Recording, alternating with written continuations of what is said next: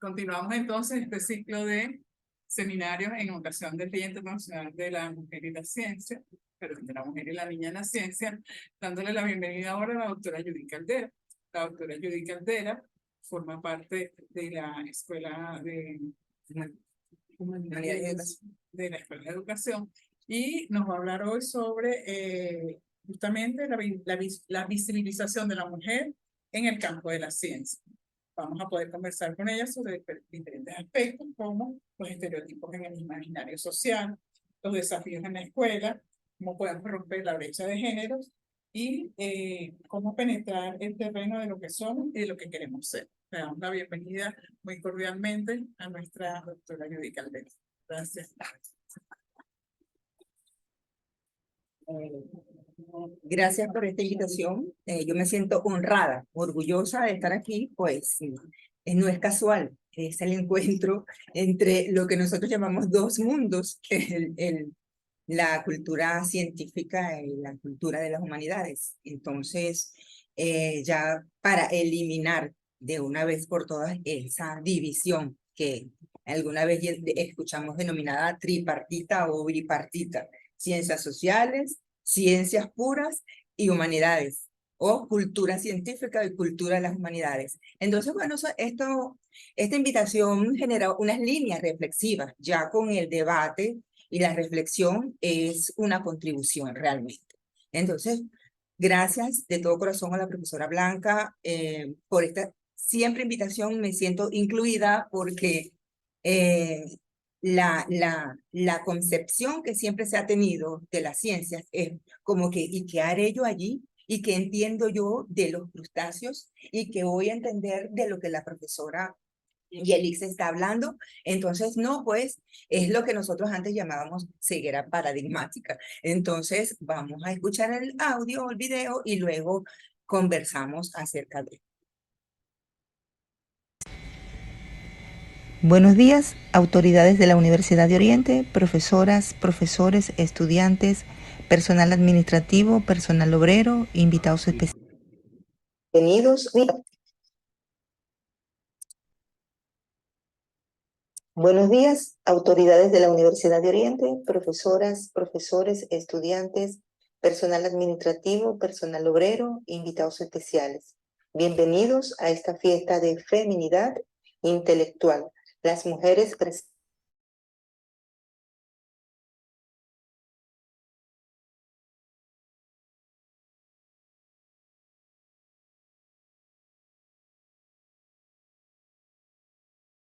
Blanca Rojas, quien con su experiencia como investigadora es referente femenina en la actividad científica, una luchadora incansable que comparte su quehacer científico y ocupa un espacio notable en nuestra comunidad socioacadémica.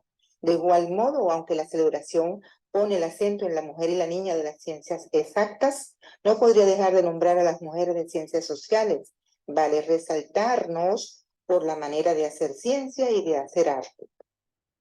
Y se convierte en una necesidad inaplazable la visibilización de la mujer en el campo de la ciencia. ¿Será un compromiso solo de la escuela? Estas y otras inquietudes forman parte de las ideas con las que iniciamos este coloquio. Así, se adueña de nuestra atención el proceso de reproducción cultural de la desigualdad, de las relaciones jerárquicas en la sociedad capitalista. Nos ubicamos en ese modo patriarcal, cómo se mantienen y perpetúan las jerarquías masculinas, cómo las féminas eran relegadas, silenciadas y marginadas. De hecho, hay un autor denominado Michel Foucault, nos ubicamos en ese modo patriarcal, cómo se mantienen y perpetúan las jerarquías masculinas, cómo las féminas eran relegadas, silenciadas y marginadas. De hecho, hay un autor denominado Michel Foucault que nos hace arqueología y genealogía para ver la relación saber-poder, eso, y conocer esos principios de constitución de los dominios poder-opresión.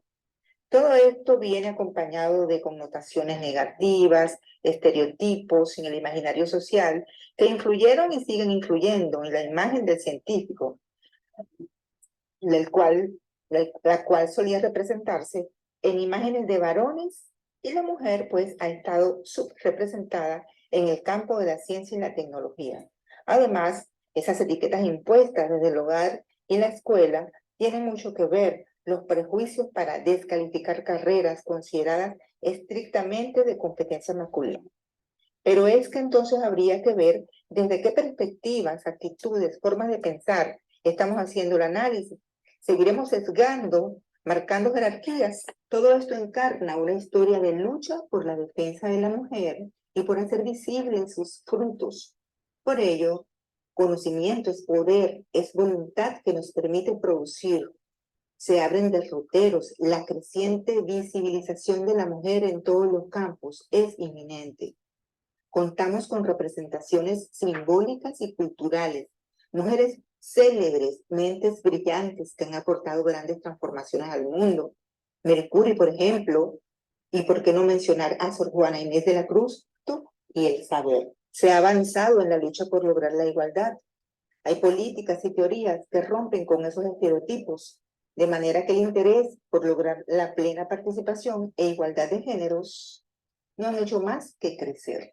Destacamos aquí la relevancia de la familia y la escuela, educar y formar bajo el compromiso de cuestionar las jerarquías y valorar las formas de hacer ciencia.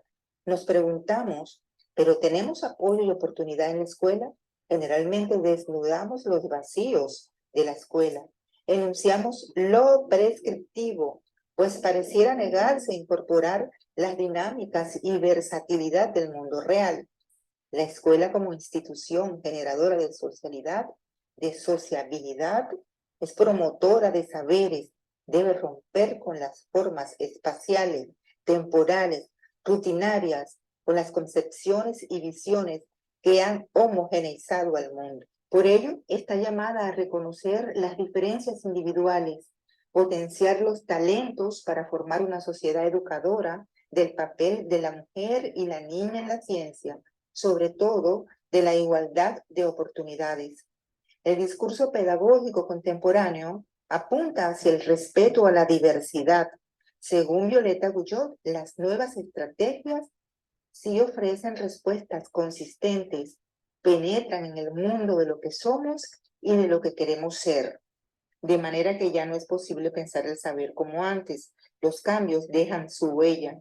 La escuela y la familia deben motivar la incorporación de niños y niños a la escuela. La clave está en el trabajo conjunto con los diferentes actores y la impronta, seguir generando proyectos con los cuales se visibilice el papel que juega la mujer en la ciencia. Sabemos que aún queda mucho camino por recorrer. El desafío es pensar diferente. Muchísimas gracias por hacerme partícipe de esta celebración.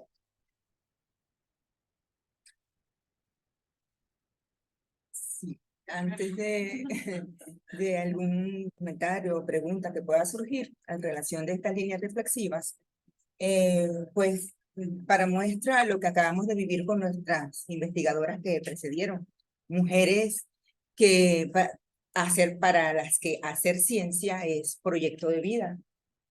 Hacer ciencia, para mí, cuando los niños y niñas en las escuelas, los proyectos en los que estoy con Evalpos, con los proyectos de las tesistas, me doy cuenta que además de ser un proyecto de vida, es metalenguaje, es un discurso con muchos lenguajes. Hacer ciencia es un discurso con muchos lenguajes. Lo hemos vivido aquí, el lenguaje utilizado, instrumental, utilizado por la profesora Braidon, utilizado por la profesora Yelixe, o sea, el mundo del lenguaje incorporado en las ciencias puras. Y nosotros, cuando en las humanidades estamos incorporando una línea nueva que va surgiendo por allí, estamos incorporando es el lenguaje. Fíjense cómo hacemos de la biología, incorporamos el lenguaje, la simbiosis en el mundo educativo. Simbiosis, por supuesto que es un lenguaje instrumental del mundo de la biología, ¿verdad? Y cómo las doctoras que llegan al doctorado, por ejemplo, en medicina, llamó el médico, pues, que tiene maestría y llega al doctorado, entonces, ¿cómo hace anatomía del problema? ¿Cómo incorpora el lenguaje? Entonces, esa es una línea que ha surgido en eso que llamamos el metalenguaje, o sea, un discurso que encuentra muchísimos lenguajes incorporados y por eso el apoyo de las distintas ciencias. Una línea bien interesante por allí, por eso agradezco a la profesora Blanca porque he seguido esto que surgió como una curiosidad de la celebración, porque no había vivido el entusiasmo, el orgullo de estar acá en el Consejo de Investigación, pues sintiéndome partícipe del encuentro de la cultura de la ciencia y de las humanidades.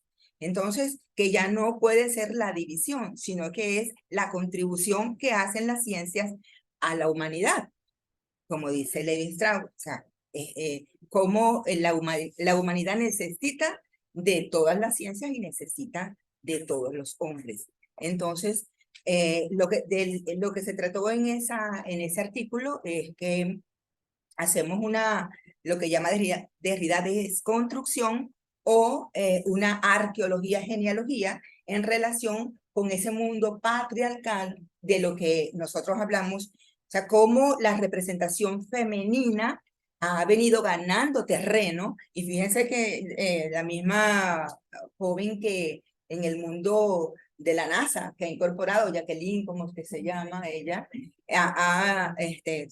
tenemos representación en las distintas esferas, los distintos ámbitos, que es digno de admiración, ¿no? Sobre todo la mujer venezolana. Entonces, ocupando muchos espacios que antes no ocupaba. Entonces, de eso se trata, de hacer investigación, de irse en retrospectiva, pues que eso es la arqueología. Y la genealogía es como el poder, es como la visión de esa hegemonía masculina, cosa que se está perdiendo porque, por ejemplo, aquí tenemos la representación del masculino y estamos celebrando las féminas con mayoría en este espacio. En Eval Post somos 6 mujeres investigadoras y el profesor Sánchez. Entonces ahí hay representación también masculina. Sin embargo, es lo que he pensado siempre. Nosotros, las mujeres o la feminidad, esa hegemonía también de lo que llamamos machismo, ¿verdad? El machismo también en las teorías feministas lo encontramos. Entonces, es interesante ver, estudiar cómo en las teorías postfeministas, si hay otra narrativa y colocan a la mujer como esa generadora de cambio, partícipe, autónoma, que no necesita, pues, siempre necesitamos del apoyo de los compañeros, de todos, y esa es una cultura que también la cultura de la desigualdad, la cultura de la inequidad, por llamarlo así.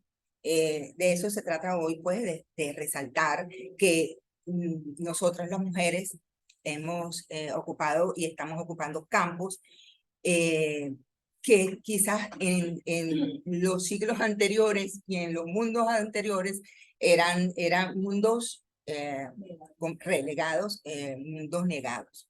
Ahorita, pues, precisamente el mundo, o sea, el clima cultural te llama a que seamos más partícipes y que, pues, con la colaboración de todos podemos lograr cambios y transformaciones en la educación. Precisamente es la visión y el enfoque de los docentes a los que voy ahora a apuntar. Porque quizás las visiones han estado también enfocadas en lugar de ir hacia esos cambios y transformaciones, se sigue reproduciendo esa homogeneidad y no la heterogeneidad. Entonces es necesario que los docentes empiecen con otros enfoques, otras visiones en la enseñanza, pues la enseñanza y el aprendizaje para incorporar a niñas y niños en la ciencia, hacer ciencia de otro modo, tener un espíritu científico renovador. aquí decía la profesora, incorporando las innovaciones pedagógicas, los avances. Nosotros tenemos experiencias en las escuelas de Plan de la Mesa, la escuela de Plan de la Mesa y en las escuelas de Tacal. Perdón, en las tramo Cumaná, Cumanacoa. Allí hay experiencias, bueno, que han llamado la atención porque se generan proyectos de gestión, de transformación desde desde los mismos colectivos, comunidades integradas a cambiar lo que allí se vive. O sea, el mundo de vida de la escuela incorporada a la colectividad. Se ha ganado mucho, sin embargo, seguimos en ese trabajo, la pandemia y todo lo que ha venido por motivos de crisis sociopolítica, nos ha permitido seguir investigando en la línea de la gestión sociocomunitaria. También antes de cerrar, quería colocarme en el contexto de las investigaciones anteriores, pues fíjense que en las investigaciones que surgen del doctorado en educación, se están estudiando el ser costero marino. O sea, cómo, sí, es bien interesante que hayan surgido investigaciones de estudiar en el terreno, o sea, hacer etnografía al ser costero marino. Como la doctora Mirna Porto la Cruz, traumatóloga, como desde su especialidad hace un aporte, la contribución a la educación. Pues voy a dejarle la palabra a ustedes para que se enriquezca y se amplíe un poco esta dinámica. Pues no quiero ser también la antropocentrista. Ok. La profesora Mayre, excelente escucharla, pues, y me traslado mucho al área de la educación como ciencia. La educación siempre tiene que estar involucrada con la ciencia, y eso me lo decía mi mamá, la profesora Rodríguez Prieto, porque cuando ella me decía, claro, contadora, ¿por qué no estudias biología y educación? Yo le decía, no, yo quiero ser científica, no tengo nada que ver con eso. Después que me gradué, cuando me tocó la primera clase, ¿cómo lo hago? Entonces tuve que recurrir a la metodología de la enseñanza, la educación. Yo tuve que aprender a enseñar la biología marina que yo aprendí en la universidad. Sin eso no hubiera podido transmitir esos conocimientos. Entonces yo creo que la ciencia como tal, la ciencia de la parte de investigación científica, todo, necesita de la educación para poder transmitir esas ideas. Si no tenemos esos conceptos de la enseñanza, de cómo hago, eso yo no lo puedo transmitir a otras personas. Entonces, para mí, las ciencias de humanidad y educación siempre están ligadas con el quehacer científico. Eso tiene que ser así. De otra manera, nosotros no podemos enseñar lo que yo aprendí, lo que aprendió Yelitza en la parte de traumatología. El mismo médico tiene que prepararse para enseñar lo que él sabe, no puede llegar de manera rústica, no. Tiene que tener una formación para transmitir los conocimientos que vienen a las otras personas. Así que la educación es imprescindible para el manejo de la ciencia. Muchísimas gracias. Sí. De hecho, se vive, ayer mismo me decía mi hijo, yo sé que debo dar la palabra, mira mamá, tanto que predicas, las ciencias duras sí son duras, porque estoy de verdad en esta construcción de un dibujo técnico, y estoy buscando las líneas ocultas, y resulta que el profesor ha raspado mucho porque no entendimos qué era lo que quería. Entonces, ciertamente es necesaria la didáctica. La profesora Felicitaciones, profesora, por su presentación. Escucharla me hace retrotraer en lo que ha sido la historia de la incorporación de la mujer a la ciencia, es la historia de la incorporación de las sensibilidades a las ciencias. Resulta que ayer, precisamente con mis hijas, estaba viendo un video sobre la evolución de las cesáreas y lo que ha sido la ciencia ginecobstétrica. Y resulta que el primer médico que avanzó positivamente en el campo de la cesárea, no recuerdo bien el nombre porque se llamaba John Barrow, su último deseo y voluntad fue ser enterrado con la ropa con la cual moría, porque era mujer. Porque a los 70 años nadie se había dado cuenta que cuando ingresó a la universidad se cambió el nombre de Margaret a John para poder estudiar medicina. Y se pasó el resto de su vida fingiendo ser hombre. Incluso cuando le hicieron la autopsia descubrieron que hasta embarazada estuvo. Algo que me imagino que fue un secreto muy bien guardado dentro de su núcleo familiar y dentro de su entorno de cercanos. Todas las cosas que tuvimos que hacer las mujeres en ciencia para poder ocupar un espacio que tradicionalmente estaba dedicado. De hecho, las mujeres para ingresar a la universidad, para que una mujer ingresara a la universidad antes era un proceso imposible, aun cuando en Grecia existían filósofas, existían pensadoras, poetisas. Sin embargo, su papel siempre fue visto como asombroso, porque parecía que era asombroso que una mujer pensara. Si quieres pasar acá por aquí, Así, porque Sí, con la invitación de la profesora Joana Lisette Solosa. Lisette Solosa. Joana, Más adelante. Ajá. Precisamente es este entender que nuestro papel en el campo de las ciencias ha tenido que ser luchado. Y es el papel quizás de nosotras como científicas sociales, una doble lucha, porque las ciencias sociales tuvieron que labrarse a pulso su lugar dentro del campo de la ciencia para ser reconocidas, así como nosotras. Entonces, la incursión de nosotras en el campo de la ciencia es la sensibilización de la ciencia, es mirar la ciencia con ojos femeninos, y eso ha costado, porque en principio tuvimos que entrar al mundo científico asumiendo el papel del hombre y la visión del hombre, y eso costó cambiarlo. Eso costó transformar nuestra visión y entender que nosotros no teníamos que mirar la ciencia como los hombres, sino que siendo mujeres, mirando la ciencia desde nuestra sensibilidad, desde nuestra femineidad, asumirnos en ese rol para darle este carisma que le hacía falta a la ciencia, esa empatía, esa sensibilidad, esa cercanía y, ¿por qué no?, esa mayor humanización del campo de la ciencia. Entonces, cuando yo escucho a la profesora Judith y escuchaba sus planteamientos sobre Foucault y la relación de poder en el saber, precisamente a nosotras nos ha costado romper esos esquemas de poder establecidos por la cultura patriarcal.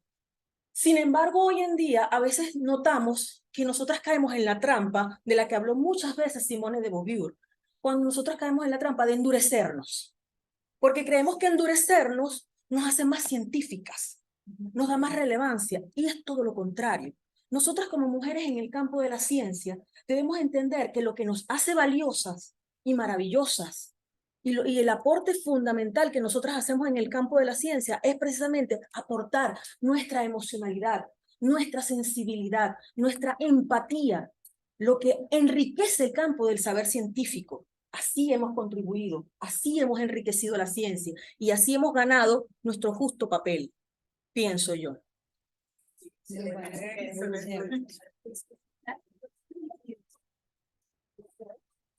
profesor Jorge, ¿usted quiere opinar algo?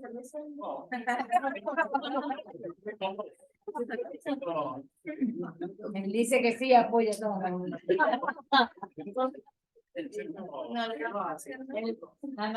el contrario, de repente en una reunión de hombres tal vez se sientan incómodos ante la presencia de una mujer. Y es al revés. La mujer reunida, no sin ningún problema la mujer. En el mundo de los hombres es probable que no se la presencia de todas las mujeres. O sea, sigue existiendo el machismo. Sigue existiendo eso. Comienzo que tenemos que romper.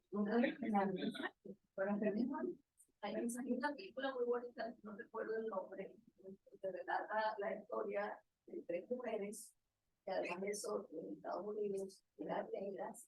Y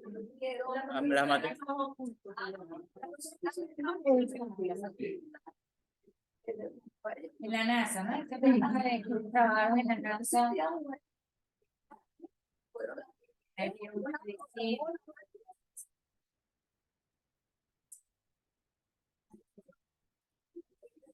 Sí.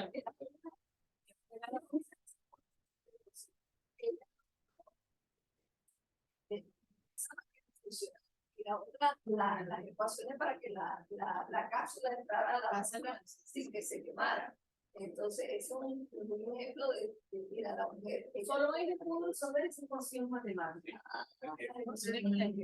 Yo cada vez que la paso, la vuelvo a ver. Me gusta la imagen de la niña que está en el pizarrón. Sí, qué ecuación. Esta también me gusta mucho porque tiene la de las cadenas. Alicia en el país de las maravillas. El mundo del estudio, el mundo de la ciencia. Sí, es una imagen está muy bien. Bueno, sí. Sí, no, profesora, de acuerdo a sus líneas reflexivas, usted nos comenta que es necesario que desde la escuela también aprendamos a dejar de lado esa actitud machista, pero también la actitud feminista, porque creo que caer en los dos extremos es bien delicado. ¿Cómo podríamos hacer desde su mirada para favorecer esa sensibilidad ya como para un equilibrio? Sí, por favor.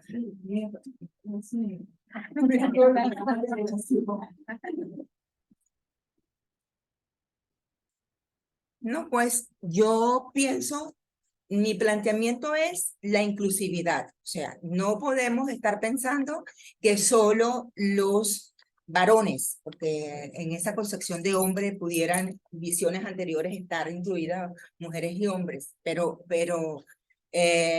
es la inclusión, es la equidad, es la igualdad. Entonces eso hay que propugnarlo en la escuela. ¿Cómo? Es con un docente formado. O sea, no podemos tener los docentes anclados en con esquemas anteriores. O sea, la formación familiar y sobre todo una cosa que llamamos nosotros una sociedad orientadora. O sea, no podemos luchar solos desde la escuela. La familia también debe ser un ente formador porque desde allí la sociedad, la familia y la escuela trabajando en conjunto. No es un trabajo aislado, no es solo la escuela. Y de allí vemos que cuando trabajamos con nuestros niños, pues pareciera que es un trabajo duro sin la participación de la familia. Entonces es importante esa articulación, ese intercambio, eso que el liceo incorporó necesariamente.